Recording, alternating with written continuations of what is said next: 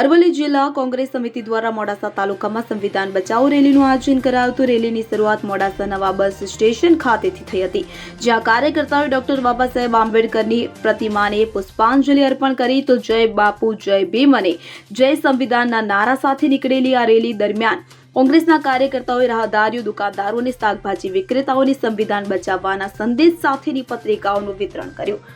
કોંગ્રેસના નેતાઓએ કેન્દ્રીય ગૃહમંત્રીના બાબા સાહેબ આંબેડકર અંગેના નિવેદન, ગાંધીજીની વિરાસત પર હુમલો, વિપક્ષી નેતાઓની પજવણી, શિક્ષણ પર હુમલો અને ભાજપ શાસનમાં વધતી અસમાનતા જેવા મુદ્દા ઉઠાવ્યા હતા। તેમણે આક્ષેપ કર્યો હતો કે બાબા સાહેબ આંબેડકરે આપેલા સંવિધાનિક હકો છીનવાઈ રહ્યા છે। મોંઘવારી સહિતના મુદ્દાઓ પર સરકારનું નિયંત્રણ રહ્યું નથી તો મોડાસા બસ સ્ટેશનથી શરૂ થયેલી આ રેલી મોડાસા 4 રસ્તા મહાલક્ષ્મી ટાઉન ખાતે સમાપ્ત થઈ હતી, જ્યાં મોટી સંખ્યામાં ઉપસ્થિત કોંગ્રેસના કાર્યકર્તાઓ દ્વારા જોરદાર સૂત્રોચ્ચાર કર્યા હતા। આ રેલીમાં જિલ્લા કોંગ્રેસ પ્રમુખ અને પૂર્વ ધારાસભ્ય સહિત પક્ષના અનેક આગેવાનો જોડાયા હતા। Bureau report CN24 news. હવે જુઓ દેશ દુનિયાની તમામ ખબરો તમારી આંગળીના ટેરવે।